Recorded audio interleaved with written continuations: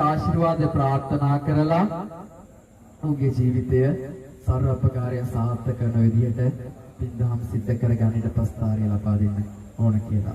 ඉතින් ඒ අවස්ථාවේදී මට මතක් කළා ගෞරවනීය ලඝුහාමුදුරන් වහන්සේගේ අවවාද අනුශාසනා පිළිපදිමින් ඒ කටයුතු මේ අවස්ථාවේදී හරි ලස්සන නිමා කරනවා.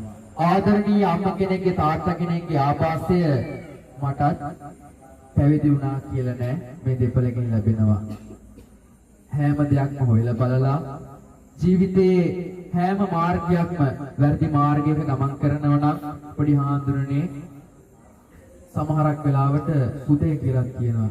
මේ මාර්ගේ ගමන් කරන්නේ නැතුව ජීවිතේ ලස්සන කරගන්න මේ මාර්ගේ ගමන් කරන්න කියලා මේ ආදරණීය අම්මා තාත්තා මට කියා දෙනවා.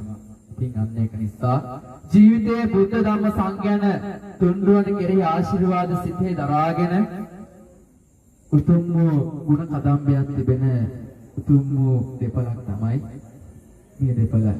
ඒ වගේම තමයි තුවා දරුවොත් හරි අහිංසකව සෑම අවස්ථාවකදීම විහාරස්ථානයේ දහම් පාසල් පැමිණිලා තමන්ගේ දහම් අධ්‍යාපනය හරි ලස්සනට සිද්ධ කරගන්නවා.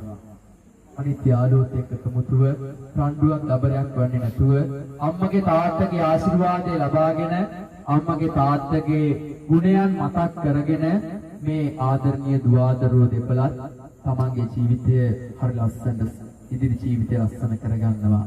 ඉතින් මේ මම මේ කාරණා මේක මම මෙතනදි කිව්වේ නැත්නම් මට අය කියන්න අවස්ථාවක් ලැබෙන්නේ නැහැ.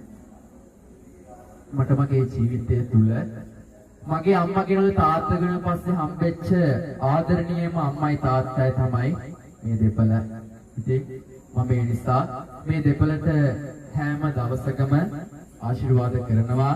ජීවිතේ කොච්චර මිනිස්සු මට ගැහුවත් කොච්චර පහළට අදලා දාන්න හැදුවත් මම කියන්නේ කොහොම හරි අපි ඉස්සරහට අඩියෙන් අඩිය තියලා ජීවිතේ ලස්සන කරගමු. ඉතින් කවදාවත් මිනිස්සුන්ට වෛර කරේ නැහැ. කවදාවත් මිනිස්සු දිහා නරක හැකින් බැලුවේ නැහැ. සමහරක් වෙලාවට ඔය ගෙදර බුදුමැදුර සිද්ධ කරන අවස්ථාවේදී මිනිස්සු පෙස්සන් ගෙවුවා. මට කිව්වා ආදරණේ මේ විදිහට අපි බුදුමැදුරක් ලස්සන ස්ථාපනය කරන්න යනවා. හැබැයි අපිට ඒක අවසර ලබා දෙන්නේ නැහැ කියලා. මිනිස්සු විවිධ විදිහට අපිට විවිධ දේවල් සිද්ධ කරනවා කියලා. මම කිව්වා කමක් නැහැ. මිනිස්සු තමයි අපිට බනින්නේ, අපිට ගරහන්නේ. අපි අඩියෙන් අඩිය ඉස්සරහට තිබ්බොත් ඒ මිනිස්සුන්ට වචනයක් කියන්නේ